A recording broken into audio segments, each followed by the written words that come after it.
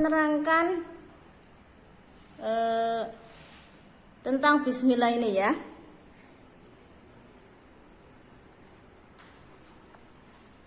Jadi bismillahirrahmanirrahim itu maknanya kalau kita pakai bahasa Jawa gimana? Bismillahi miwiti ngaji ingsun kelawan nyebut asmane Gusti Allah. Ya. Nah, yang dimaksudkan apa di sini? Yang dimaksudkan adalah ketika kita sebagai muslim melakukan apa saja ya, perbuatan baik itu harus memakai bismillahirrahmanirrahim. Artinya kita selalu menyebut asma Allah ya. Jadi di situ mau makan ya, mau makan minimal atau paling tidak kita membaca bismillahirrahmanirrahim. Kalau yang lebih lengkap bismillahirrahmanirrahim, Allahumma barik lana fima razaqtana wa qina adzabannar. Itu ya. Lah terus kemudian di sini mengapa seperti itu? Ya karena kita itu sebagai muslim itu bertuhan Allah ya. Segala sesuatunya dari Allah Subhanahu wa ta'ala. Satu begitu. Kedua, kalau kita melakukan perbuatan baik kemudian dimulai dengan lafal bismillah, maka perbuatan itu akan bernilai ibadah ya. Bernilai ibadah. Jadi jangan lupa kalau kita berbuat baik paling tidak mengucap bismillahirrahmanirrahim ya. Yang kata baknya ini adalah harfu jar. Jadi huruf yang bikin menjadi kasroh atau i ya. Ini makanya bismillahi, bukan bismillah, bukan bismillahu ya. Hi. Itu maknanya. Terus di sini Allah itu siapa? Ini di sini itu namanya lam jalalah apa? Lam jalalah. Iya. Lam yang menunjukkan sifat ilah. Sifat apa? Ilah. Ilah artinya apa? Tuhan ya. Ilahun, Tuhan. Jadi Allah itu siapa? Allah itu Tuhan ya. Tuhan itu siapa? Zat ya. Zat itu maknanya sesuatu yang wujud ya. Yang disembah itu namanya ilahun, ilahi ya kan? Makanya kita kalau sedang itu kan ilahi anta maksudi. Ya Allah Tuhanku, engkau yang aku tuju gitu ya. Atau kalau puji-pujiannya Robi ada ya gimana? Coba bareng-bareng 1, 2, 3. Ilahilas. Stulil firdausi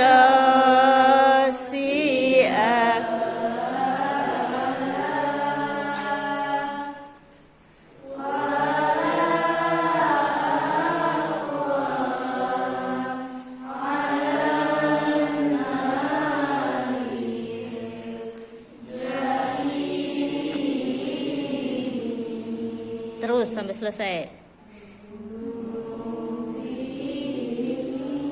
Mana seru?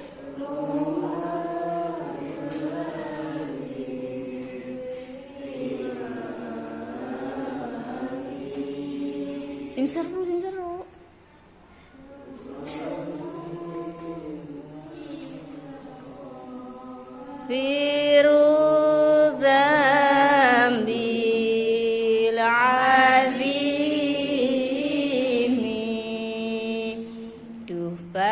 Pangeran ayo kula sanes ahli suwarga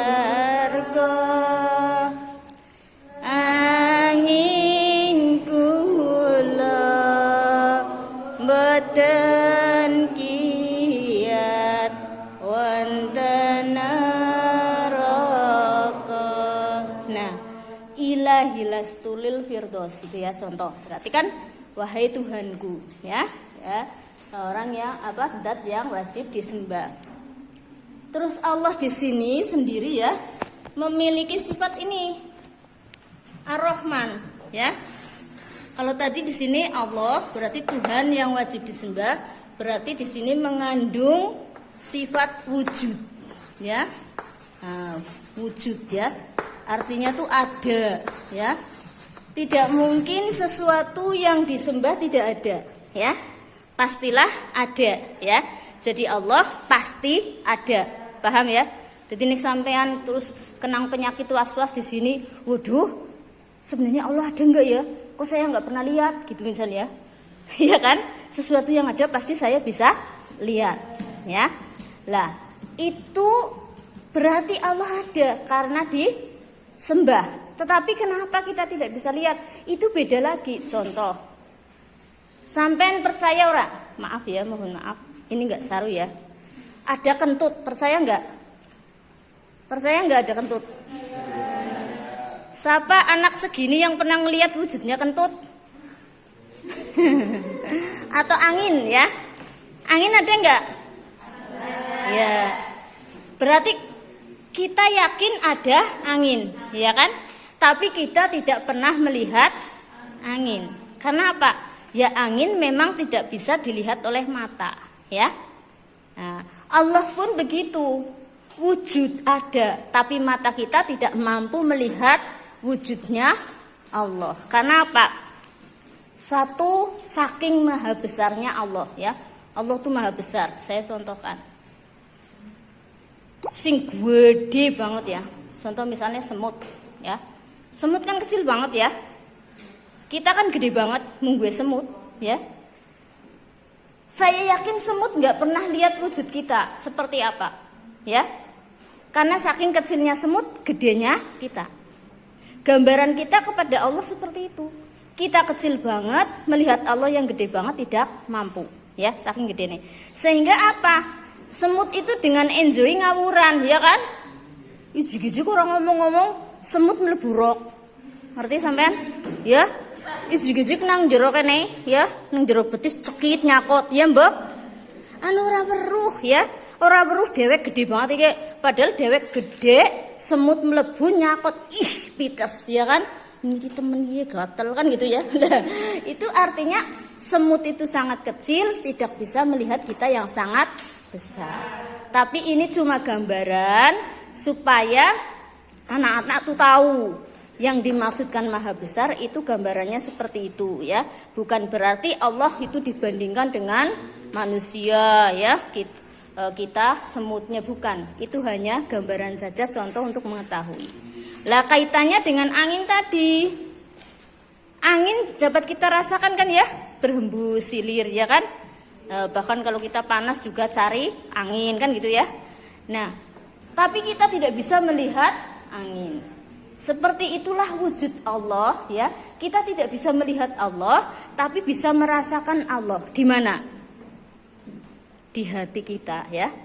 Jadi yang di hati kita bukan Allah, ya, tapi cuma perasaan yang bisa merasakan adanya Allah. Paham ya? Jadi sampean jangan lagi ngalamun tiba-tiba nang hati, aku wis dekat banget sama Allah. Ini Allah sudah merasuk ke dadaku. Berarti Allah ada di dadaku. Enggak boleh ya. Nanti ngaku-ngaku Tuhan, ya, seperti Syekh Siti Jenar. Enggak boleh ya. Bagaimanapun juga sifat Tuhan dengan sifat makhluk pasti berbeda. Tidak mungkin makhluk bisa mewadahi, ya, bisa memuat Allah yang maha besar. Meskipun Allah punya sifat maha lembut juga. Begitu ya. Paham ya sampai sini ya? Titik dulu, kita sedang menerangkan tentang sifat wujudnya Allah tadi ya. Terus kemudian yang selanjutnya nih, setelah kita tahu Allah sebagai ilah, sebagai Tuhan, maka di sini kita tahu sifatnya Allah adalah Ar-Rahman. Ar-Rahman apa maknanya secara bahasa Jawa nih? Dat kang Ar-Rahman masa welas asih. Ayo, apa? Dat kang moho murah, ya, moho murah, ya kan? Ing dalam dunya. Lah maksudnya apa? Ini adalah sifatnya Allah. Yang kedua, tadi Allah punya sifat wujud, ya kan? Nah, sifat wajib bagi Allah. Yang pertama tadi wujud. Allah pasti ada, tidak mungkin tidak ada. Lah kalau Allah itu tidak ada, siapa yang bikin kita, ya kan? Nah, yang bikin kita Allah, berarti Allah ada, ya. Yang kedua sifat Allah Ar-Rahman tadi, yaitu yang maha kasih sayang, ya kan? Yang maha kasih sayang ini, yang maha murah ini adalah maha murah cuma di dunia tok. Sama siapa? Sama orang kafir, sama orang musyrik, ya, sama penjahat, sama orang soleh, sama orang alim, sama saja sifat Allah itu maha murah. Artinya apa? Allah senantiasa memberikan apa yang diminta oleh hambanya, ya kan? Orang pilih-pilih kalau di dunia, ya. Makanya sampean jangan terkecoh, ya, ada omongan, lah nggo ngapa ya jadi wong soleh malah ora sugi-sugi jengkang-jengking saben dina salat, ya kan? Lah salat orang nggo sugi-sugi, ya. Salat itu adalah untuk menunjukkan bahwa kita hamba Allah. Maka kita berdoa ibadah, ya, menyembah Allah dengan bersujud, yaitu salat, ya. Lah, terus kemudian di situ kadening maling malah sugih, ya. Koruptor malah sugih, kan gitu. Bukan seperti itu. Artinya Rahman ini ya pencuri ya dikasih rezeki, orang soleh ya dikasih rezeki. Bahkan kadang-kadang rezekinya orang soleh lebih sedikit daripada rezekinya orang kafir, ya kan? Orang kafir juga dikasih. Orang kafir itu siapa? Ya orang-orang yang tidak percaya adanya Allah, kan gitu, ya. Jangan orang lain dikira kafir, ya. Orang Islam dibilang kafir, kamu kafir ya? Enggak pernah berangkat jamaah. Oh bukan, ya. Kalau itu selama masih Islam berarti bukan kafir, ya. Paham? Ya. Terus sifat Allah yang ketiga ini Ar-Rahim, apa? Ar-Rahim, ya, yang ini Ar-Rahim. Ar-Rahim ini maknanya adalah Allah maha apa? Kasih sayang, ya. Tadi moho welas asih kang lembut-lembut ing dalem akhirat bloko. Nah, itu Allah maha kasih sayang. Yang ini yang ketiga itu hanya di akhirat tok, ya. Karena kasih sayangnya sampai yang selembut-lembutnya, sampai yang sekecil-kecilnya. Itu terhadap siapa? Hanya terhadap orang yang